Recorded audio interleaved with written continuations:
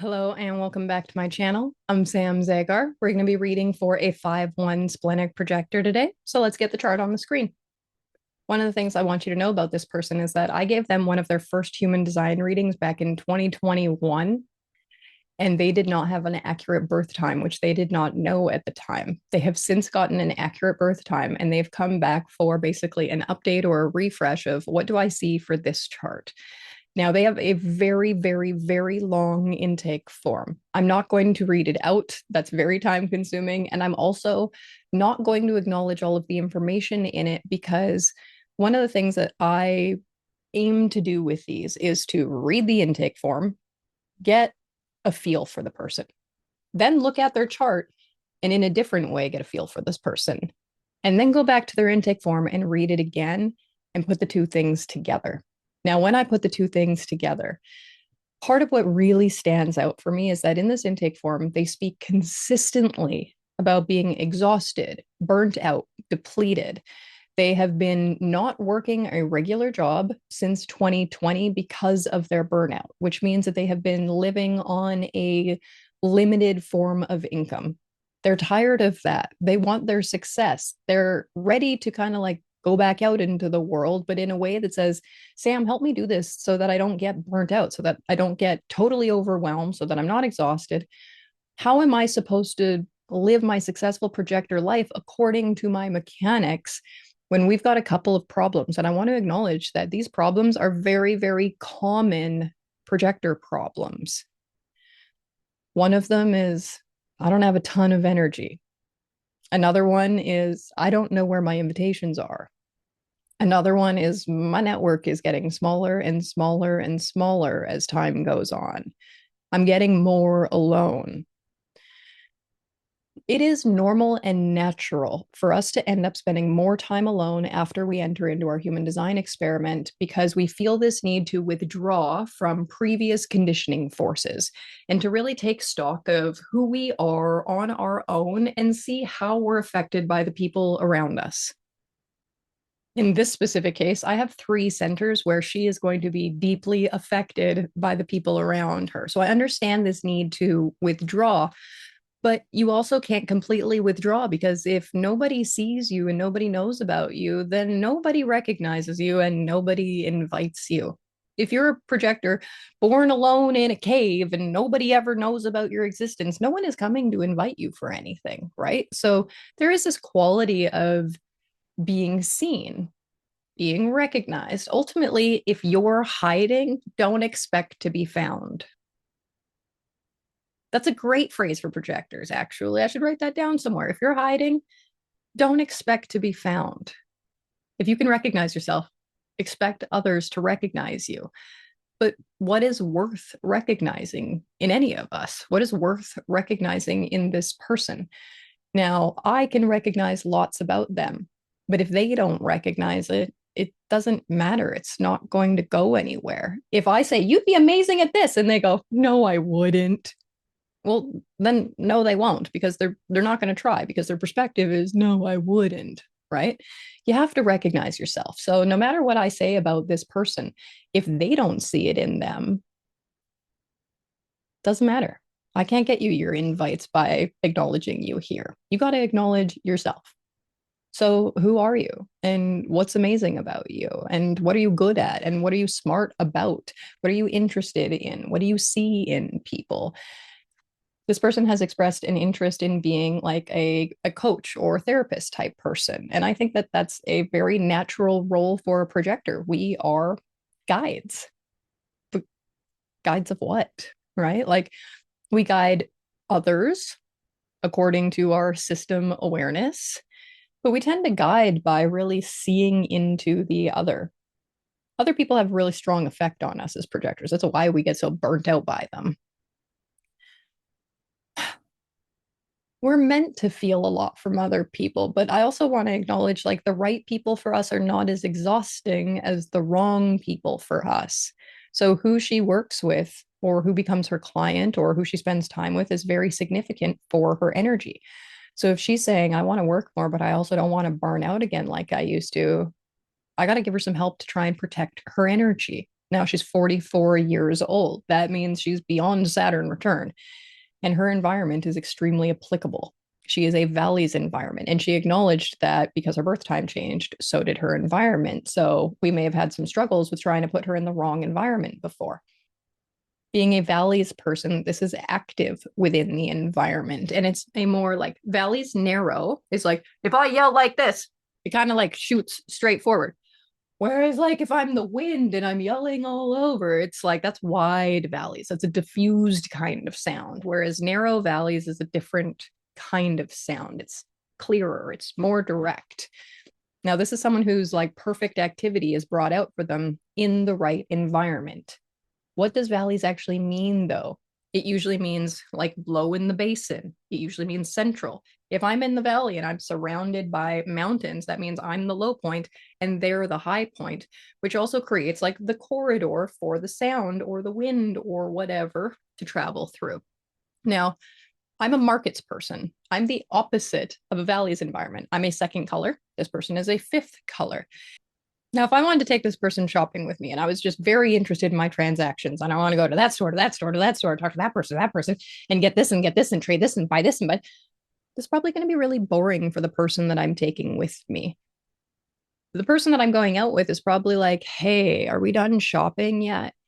When can we like go for lunch and chat about all of the things that we just looked at? They would likely want to shift the activity to talking being the focal point because Valleys has a very strong emphasis on the acoustics or the sound. Anything that is going to be five is going to be very acoustics and sounds based. So not only do I have a Valleys environment here, but I have a fifth line personality profile. So again, acoustic, really heavy emphasis on acoustics. We also have a defined throat with two channels going to it. Again, very heavy emphasis on acoustics. I would be tempted to ask this woman what she needs to talk about, what she wants to share, what she wants to ask you about, what she wants you to listen to. Now, also, anything that is five is extremely practical. So if it's not practical, her audience isn't going to care about it. In fact, if it's not practical, her audience is likely to call her out for it and say, this was a bunch of crap. The person who brought us human design is a 5-1 profile. There are a lot of people who think that human design is a bunch of garbage, that it's not real, that it's inaccurate, and that it's impractical. Now, I would venture to say that maybe they don't know that much about human design, or maybe it's just not for them. I think human design is extremely practical. I think that the main reason human design has been as successful as it has been is because the most practical part of it is strategy and authority, as in, oh, what, you're talking to me? Oh, yeah, I can do that thing, which is how most people have to go about their day to day life a bajillion times a day. You're minding your own business and somebody wants something from you and you're not sure if you should engage with it. Strategy and authority. That's extremely practical. Okay. There are also incredibly practical things in here like how to eat, where to put your body, how to see, etc. What is practical about what this person has to share? What do they see? What are they meant to bring out into the world? It's also curious to me that they have fear motivation and then is partnered with a first line body. So I'm actually seeing quite a heavy amount of fives and ones across the board for this chart, which means that they care very much about practical information, but they also care very much about how like sturdy the information is, how reliable it is, how true it is, how much it can be tested. The 5-1 is the best teacher, period. Best teacher on the planet. The ultimate teacher is a first line profile because they care the most about getting the information right. They're willing to dig to make sure that the foundation is actually set. Whereas the 5, they're here to universalize. They're here to share with a lot of people. So the 5 does really well with a classroom of 30 kids they've never met before. Now, the 5, well, being the most likely teacher because they're going to universalize practical truths, they're not the most accurate teacher because they're using the most applicable truth to the largest amount of people, usually, not the core, like, source based fact. which is the one.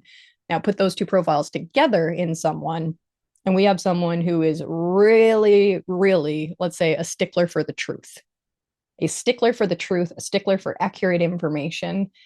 But then we pair it with this totally open head center. So we have a pressure center.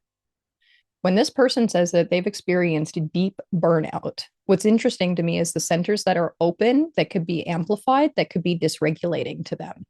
So I have an open head. What does that mean for pressure in the body? What does that mean for burnout? What does that mean for stress, for cortisol, for exhaustion? If this person is letting their thoughts run away from them, if they're always thinking, like, what will I do? How will I talk about it? Who's going to care? Do I know the information? Now, I want to acknowledge we could have some serious struggles with that 5-1 combo and the open head. Like, what do I share? What's the most practical? What is the core? Is this everything? Is this dig, dig, dig, dig, dig, dig, dig, dig, dig? And next thing you know, this person is dug down so freaking far, they're just stuck in a hole. I got to pull you back up to the surface. And then I'm going to look at the undefined sacral and undefined solar plexus. These are both motors that don't exist within this person's body. So they lack their own form of this kind of energy, and they're subject to amplifying this form of energy in other people, which means being overly sacral stimulated or sacral overstimulated, or however the right way is to say that, and basically being emotionally overstimulated. And also, we've got that mentally overstimulated. So I wonder if this person is feeling totally like exhausted, like, oh, how am I ever gonna, get the energy to actually be successful?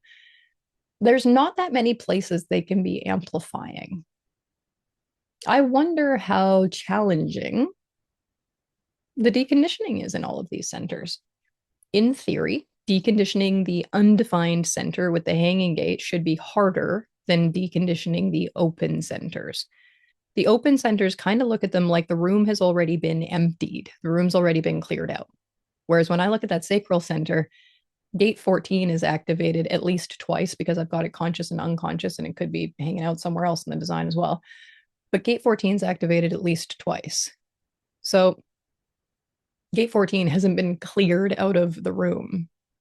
We still have this kind of like point of prejudice that we get stuck on when the sacral gets turned on. It's like, well, is this what I should do and where I should go? Is this what I should do and where I should go? Because this sacral gate is also an individual circuitry, and it's got a directional component. So it's trying to go somewhere. It's trying to empower itself by going somewhere, except it's almost just like possibly shooting off in the wrong direction. I also have concerns when I have someone who has not worked. Now, again, it's not like life doesn't take energy. I don't mean to say that just because you're not like going to a corporate job that you're not expending energy in your life. But if you're not having to go to work and you have been on some type of recovery disability for 4 or 5 years and you're still feeling really, really exhausted, I am curious to know if work was the problem. If you got rid of what we maybe thought was the problem, but the problem didn't go away,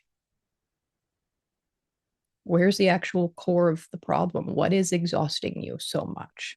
What is actually exhausting you so much? Are you thinking too much? Are you thinking in a way where it's like, hold on, we could have turned that off a while ago? I don't think that you're working too much because you're literally not currently working.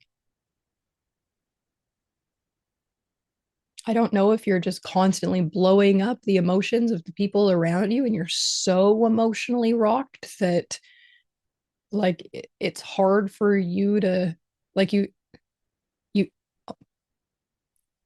I'm going to say some things that they're hard-hitting questions. I don't mean for them to be offensive. Are you exhausted of being bored? No.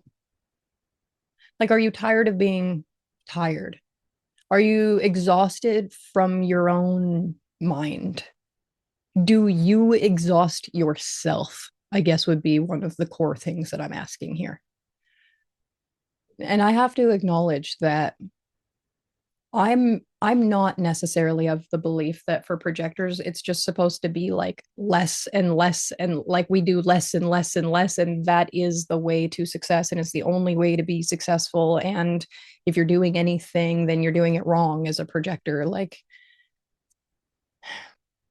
I think some of the, and now I don't like saying worst projectors, like that's a weird thing to say, but some of the projectors who are struggling the most are projectors who have nothing going on. I'm not sure how little you have going on, but the intake form made it seem like there is truly not much going on. I know that in some of my own personal times when not much is going on, I can become extremely neurotic. I get really in my head. I burn out in my head. I use a lot of mental energy that I don't have, and I deplete myself. I have wondered sometimes how I'm capable of doing like like historically, not currently, but historically, I would do things like a 60, 70 hour physical work week. And I didn't feel as bad as I did in sometimes when I have like nothing going on for the week. Like if I take a full week off, if you're exhausted and you take a full week off, like maybe you could actually use that for the right recovery, but I'm not exhausted taking a week off. I have like tried to minimize my projector workload over and over and over and over again, kind of from the belief that a successful projector really isn't going to work that much at all, that it gets easier and easier and easier, that we just really like slide to our success. But that's almost more of like the ease is about, for me, it's more about like understanding how to operate my vehicle out of muscle memory rather than being like, I'm a projector. Was that an invitation? Okay, I can go. Like, I know what I am and I know how to be myself efficiently, but I can be myself efficiently in these seemingly more energetic pursuits that don't actually drain me. Whereas sometimes I'm in these less energetic pursuits and they're completely exhausting because I don't know if projectors do that well with too much time on our hands. Being idle is usually a recipe for a mental health disaster.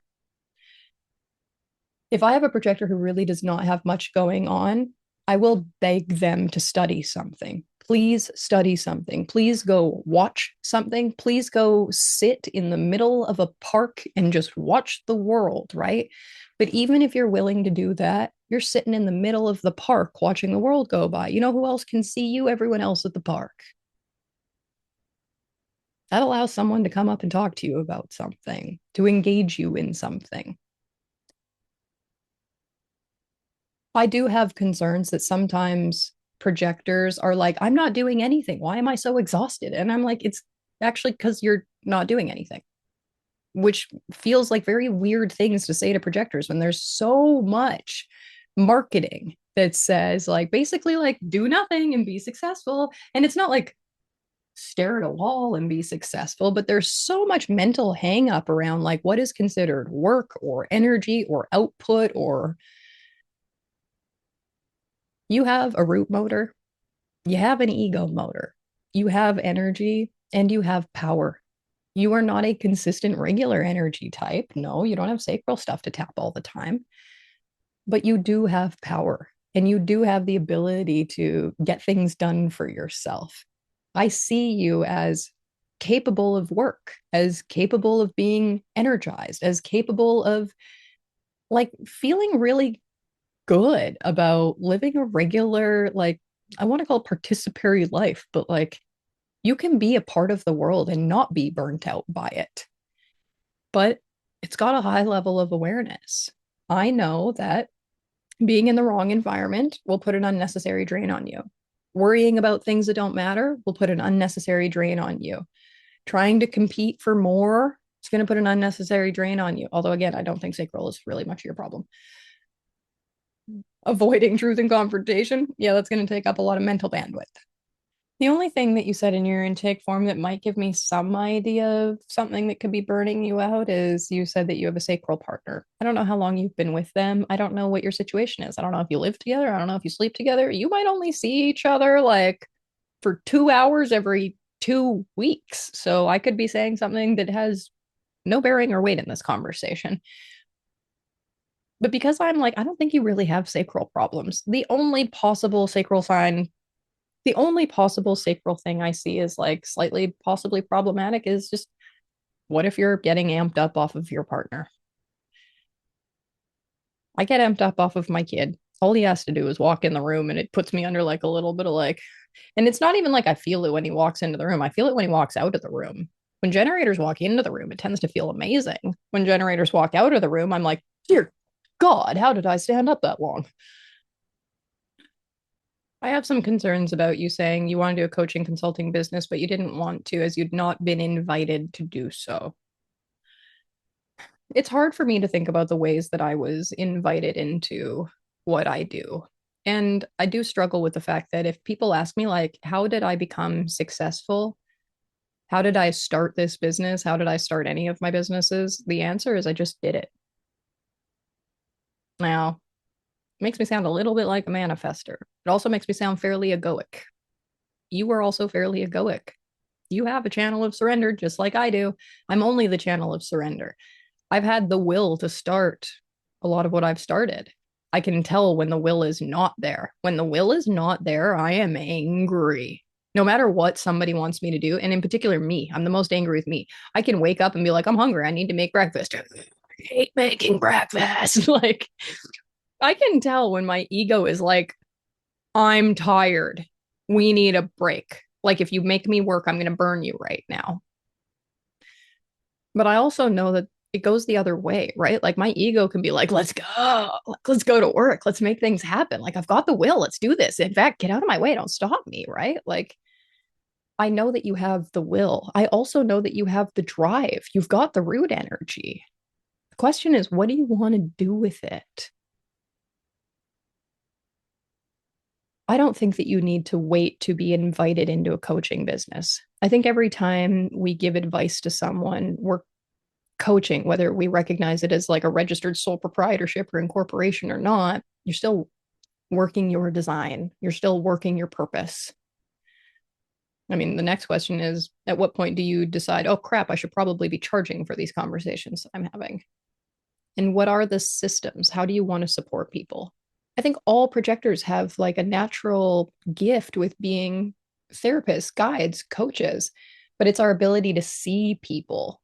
And then we end up like thinking that we need all of this education. So then we start learning all of the ways in which we're supposed to be therapists and stuff. And the funny thing is, it tells us what we're supposed to look for and what we're supposed to see. And it kind of takes us out of our natural ability to see. If you have an interest in coaching, I would say that that's very aligned with just what it is to be a projector. But your coaching is going to have to be very empowering, very practical, very universalizing, and fairly methodical because you're very, very left and you're the kind of person who likes a plan, who likes a strategy. I'm going to plug in my computer before it dies and wrecks this whole recording.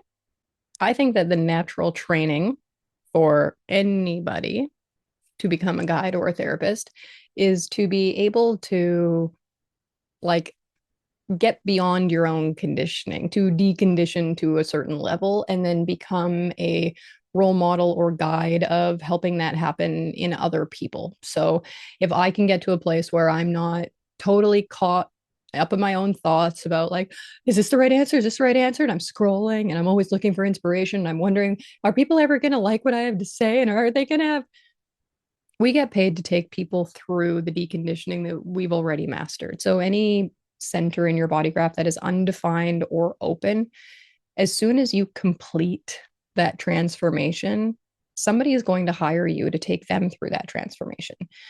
Now, also, you don't have to complete the transformation. You just have to be a couple steps ahead of the person hiring you. If I'm more deconditioned in my sacral center than somebody else, they're likely going to hire me to help with sacral center deconditioning because they're going to look up to me as someone who's got the experience, who knows how to do it, who's already like walked the path. That's the best training that we can do as projectors aiming to be guides and coaches for other people. Be your own mechanics, do your deconditioning, be the living guides and role models, and help people figure out how to do that in relation to their own uniqueness. It doesn't have to be through the system of human design. There are many different systems that we work with in order to help understand each other. Although I would venture to say that you probably like human design since you got this reading from me. All right. I think I've said everything I needed to say. On to the next one.